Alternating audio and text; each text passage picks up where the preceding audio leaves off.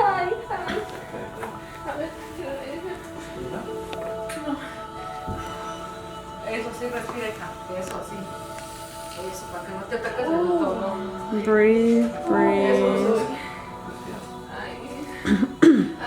Focus on the breathing. Focus on the breathing, not the pain.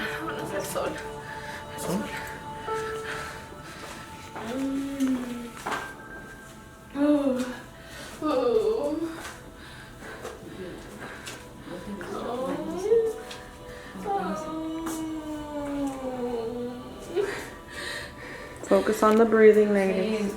No aprietes la de esta, sino...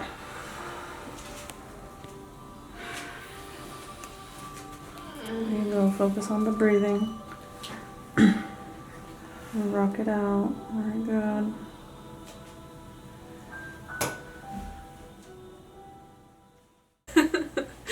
Oh boy, this brings back so many memories.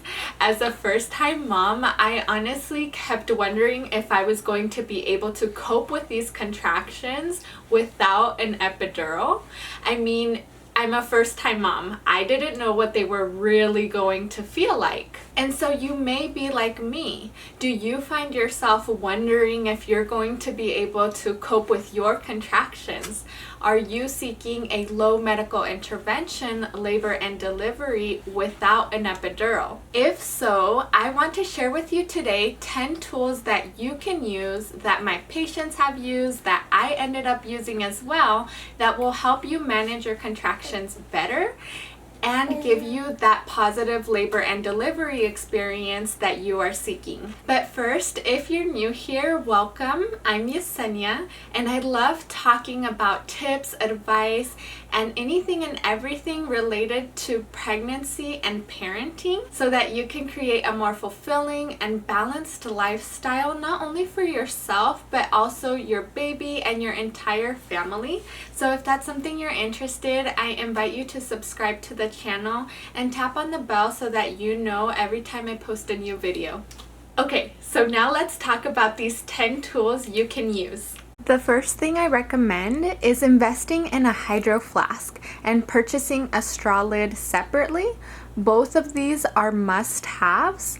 I purchased the 40-ounce bottle mint color for $42 on Amazon. It really helped me stay hydrated, and it made it a lot easier when my family members would put it up to my mouth without me asking for it, and that way I was able to really stay energized and focused on each and every contraction. So believe me when I say this is a great purchase investment, because it will also help serve you later on to help maintain your milk supply, and it's so easy to use while you're holding your baby. My second recommendation is to write a list of affirmations beforehand and have you or a family member read these when you're going through the really challenging contractions.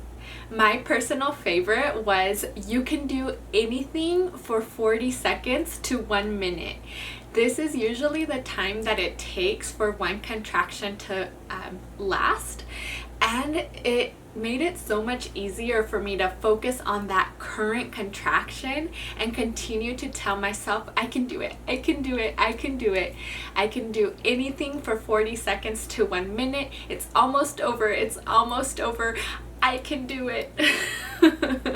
So focus on that one contraction instead of focusing on all the rest to come, or that it's only going to get harder. It just makes it so much easier to just focus on that one contraction. The third tool you can use is a hypnobirthing audio clip that you can listen to for free on Sophie Fletcher's hypnobirthing website.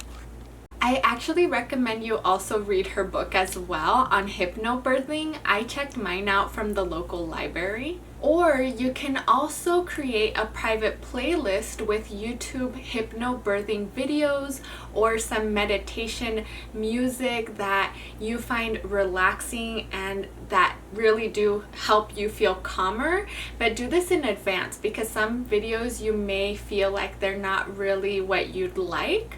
And what I like about these YouTube videos or the hypnobirthing audio clips that Sophie Fletcher has is that you can replay them over and over and over when you're at home in your early labor phase, or you're already at the hospital in your active labor. And so if you're also interested in learning more about how to time your contractions when you're at home so that you know exactly when to head on over to the hospital, I created a video for you on this that talks about this more in depth. The fourth tool you can use is knowing the different labor positions that you can use. My favorite was swaying back and forth around the hospital floor or squatting as I held onto my husband for support. These different labor positions will allow you to relieve some of that pressure you're feeling or even help distract you. So I really encourage you to switch between different labor positions as your labor progresses, because more likely than not, you're going to find that some positions are a lot more comfortable than others at different times in your labor. So switch back and forth between them. For the fifth tool, I recommend you learn about the different labor stages, such as your early labor, active labor, transition, and delivery, and how some women may feel or behave at each stage of their labor. This will help you and your family members know what you could possibly expect you to behave like, or what they can do to better help you at each stage. So I'll include a link below where you can read more info about this. Up next are 2 tools that I recommend you use to jumpstart your contractions again if you notice that they're beginning to die down and slow down. And these tools are the birth ball or the rocking chair. Ask your hospital beforehand if they provide these tools. That way you don't need to end up taking your birthing ball. And if you're still unsure about what other hospital items to take, I did create a video on this, on what items to pack in your hospital bag and what I actually ended up using as a first-time mom. So check that out next. I also encourage you to take items that are going to allow you to create a more calm and relaxing environment. That way you can take things like essential oils such as lavender or massage oils that your birth companion can use to rub your legs or your feet in between your contractions, or they can use that massage oil to rub your back during the contractions. These next items are to help you feel warm and comforted. For instance, you can use a heating pad on your lower back and that'll help with the pain during the contraction, or you can use a blanket. So some women actually get shivers or they get cold, and then you can also jump in the warm bath or a warm shower. And for some people, this will either jumpstart their contractions or it will relax them to the point where their contractions will completely slow down, which isn't a bad thing if you need a little breather. There are many other items that can work. Can you think of any that you'd like to take to create a more calm and relaxing environment at the hospital? If so, comment down below what you'd want to take. The 9th one is a very important one, and this is a breathing technique that you've practiced beforehand and that you've taught somebody else so that they can coach you while you're having your really strong contractions, because it's so easy to forget to breathe. Now, the one that I liked was the cleansing breath, where you just inhale through your nose fully and then exhale through your mouth completely. And I would do that in between my contractions when I was feeling a little bit nervous, anxious, or just like scared, to be honest. And like wondering if I was going to be able to do this. But then I also used another type of breathing for during my contractions, and I would breathe in through my nose for the count of 4 and then out for the count of 8 through my nose. So everything through the nose, count to 4 inhale, exhale to the count of 8. Sometimes I would exhale through my mouth as well, whatever felt more comfortable to me, because the counting really is there to help distract you. And then once you've done a couple of these, you'll notice that you'll get into the rhythm of it. But there really are so many different breathing techniques, so try them out beforehand, see what you like. My final recommendation is to ask your hospital to see if they provide volunteer doulas. A doula is just a person who can provide comfort for you, and they can provide different pain relief medications. Well, not medication, sorry. They can provide different pain relief techniques.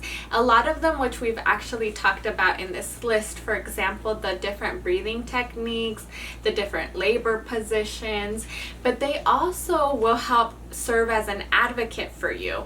So they'll remind your doctor and the medical team about what your birth plan preferences are. Now, if your hospital doesn't provide a volunteer doula, then I recommend that you share this video with a loved one who's going to be acting like your birth companion to support you, so that they are familiar with some of the tools that they can use to help you feel more comfortable and comforted and help you cope with your contractions. I personally ended up using every single item on this list, and I honestly think it's what allowed me to have my labor and delivery without using an epidural. I believe in them so much, and my patients have even found it works for them as well. So I would highly recommend that you use as many tools of these as you can. And then take it a step even further. Ask yourself, do I know all of the different labor positions that are available to me? If you don't, that's okay. I am working on creating a video for you where I'll talk about this. So tap on that bell so that you'll be notified when I post it next week. And comment down below what you want to know about labor and delivery, postpartum, or newborn care, so that I can create those videos for you and you can feel more prepared and comfortable welcoming your baby into this world. And then in the meantime, you can check out these other videos. If you found this video helpful, give it a thumbs up and share it with your friends or loved ones who may also be expecting. And I encourage you to subscribe to the channel. I'll see you soon.